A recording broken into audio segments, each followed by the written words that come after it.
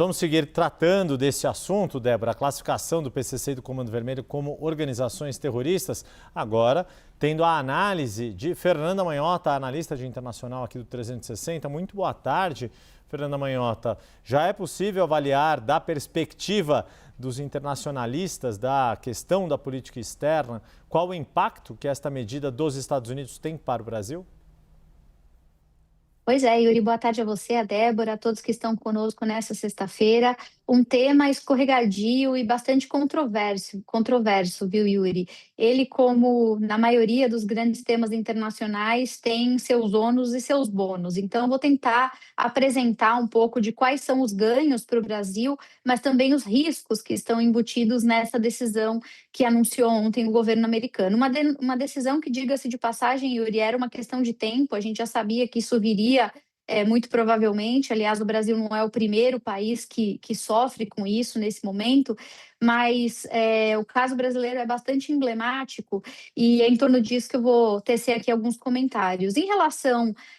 aos benefícios ou aquilo que pode aparecer no horizonte brasileiro como vantagens, em primeiro lugar, a gente está falando sobre o aumento que essa medida inevitavelmente gera em termos de custo internacional para as organizações criminosas, né? A gente está falando, a partir de agora, da possibilidade de os Estados Unidos aplicarem inúmeros instrumentos jurídicos que estão disponíveis segundo a lei americana, incluindo uma série de posturas, como, por exemplo, congelamento de ativos, imposição de sanções, chamadas sanções secundárias, perseguição a operadores financeiros e cooperação internacional ampliada. Então, logo de cara, a gente tem esses benefícios que são importantes. Também é importante dizer que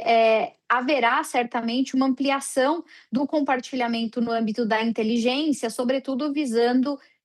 aumentar a rastreabilidade das cabeças, né, que operam no segmento financeiro mais sofisticado e na tentativa de identificar operadores internacionais de alguma forma. Então, essa pressão que se cria no campo político e econômico talvez beneficie, né, o processo de tratar um fenômeno dessa natureza como um fenômeno transnacional. É o que os mais otimistas tendem a acreditar. Agora, por que é uma medida tão controversa e por que ela também suscita um debate com potenciais danos colaterais? Porque, primeiro, existe uma discussão aí que é conceitual, quer dizer, terrorismo e crime organizado não são a mesma coisa, eles não têm a mesma natureza, eles não têm os mesmos objetivos, nem fins políticos e ideológicos, e essa generalização, ela, sendo elástica dessa maneira, abre margem para a construção de narrativas aqui ou acolá, o que no campo político que a gente vive hoje, né, em que a polarização no mundo todo cresceu muito,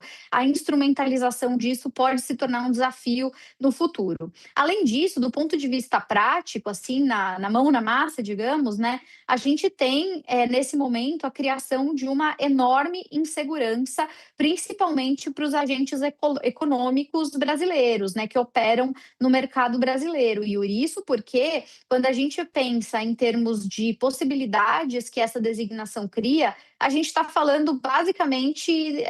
dos Estados Unidos implementando sanções e mecanismos econômicos via poder do dólar, via controle do sistema financeiro internacional, que pode aumentar de maneira importante e até muitas vezes de forma agressiva o peso que se tem nas medidas de compliance de bancos, fintechs, empresas de pagamentos, investidores estrangeiros. Então, a gente está falando de uma necessidade de reaver e de reavaliar toda a forma como se mapeia risco nessas organizações, né? A gente olha para isso, inclusive, a partir de outros casos anteriores, talvez o mais emblemático na América Latina seja o caso mexicano, em que, longe de se preocupar com uma invasão militar, por exemplo, né, uma intervenção física no país, o caso mexicano trouxe para nós como precedente uma série de ações, né, que vieram desde sanções, medidas financeiras, restrições a instituições, com um aumento significativo do custo regulatório das operações no campo do mercado financeiro naquele país. Então, nesse momento, além da questão de vulnerabilizar, digamos assim, do ponto de vista da soberania, né, o país, na medida em que a gente se torna mais suscetível a eventual intervenção estrangeira, O setor financeiro é o maior afetado, é aquele em torno do qual a incerteza gira com maior evidência. Do ponto de vista do combate ao crime organizado em si, Yuri, eu, claro, não vou falar por mim, mas vou falar com base nos especialistas de referência que a gente tem aqui no Brasil, a expectativa, ela nesse momento é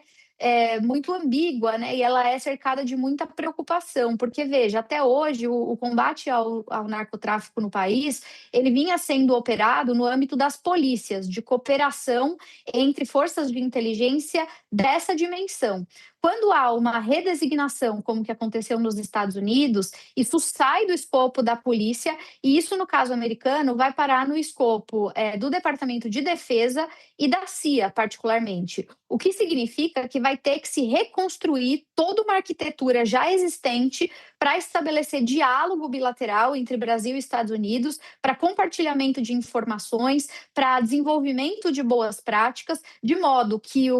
a curva de aprendizagem construída talvez possa se perder nesse processo de nova burocracia que se constrói a partir de agora. Sem contar que tudo que passa por defesa e CIA, no caso americano, envolve maior sensibilidade, inclusive, em alguma medida, a possibilidade de que sejam consideradas informações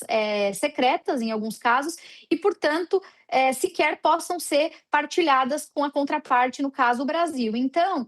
existe aí uma certa ansiedade que essa designação criou, porque no final das contas, a gente, claro, todo mundo, né, em tese, quer combater o crime organizado, mas não se tem clareza quais são os danos colaterais e se esse tiro vai sair ou não pela culatra. Pode ser que fique mais difícil combater o crime, pode ser que fique mais caro, inclusive para quem não tem nada a ver com isso, Yuri.